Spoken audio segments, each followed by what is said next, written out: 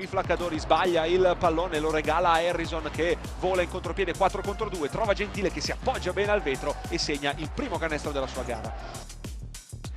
Si sblocca Harrison con il primo canestro anche lui della sua gara, dall'altra parte prova come può a difendere su Cameron Reynolds.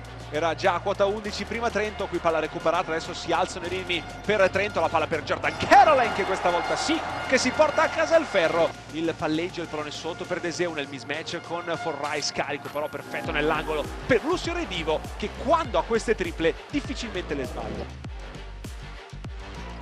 E poi risponde Trento con il canestro per il nuovo -6, però Lucio Redivo sembra essere in quelle giornate in cui fai molta fatica a tenerlo. Trentina si prende il blocco di Ladurner che poi riblocca dall'altra parte con spazio, prova a tirare e a sbloccare Trento dall'arco, 1 su 9 adesso per l'Aquila.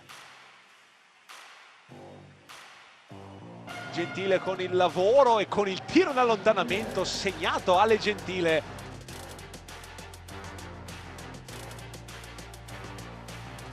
Qui poi la gran palla di Flaccadori ancora e la schiacciata e rovesciata da parte di Jonathan Williams. Come entra dal punto di vista difensivo in questo terzo quarto Trento, gran palla di Gentile nell'angolo per Gaspardo.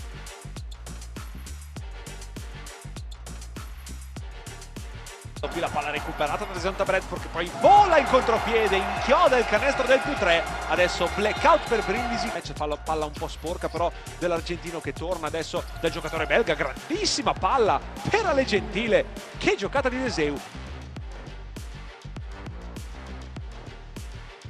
Fronteggia il canestro qui Caroline che va a schiacciare in faccia a Gentile.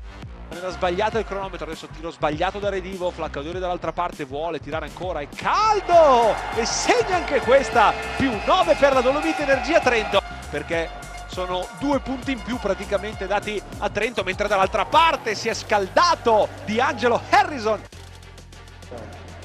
7-6-7-2 non come vedete in grafica, ma corretto, e qui Flaccadori fa semplicemente quello che vuole. Al suo numero 12 aspetta il blocco di Williams che arriva, poi Flaccadori apre per Caroline, tripla che può ammazzare la partita e la manda a bersaglio, +11 adesso, massimo vantaggio per Trento.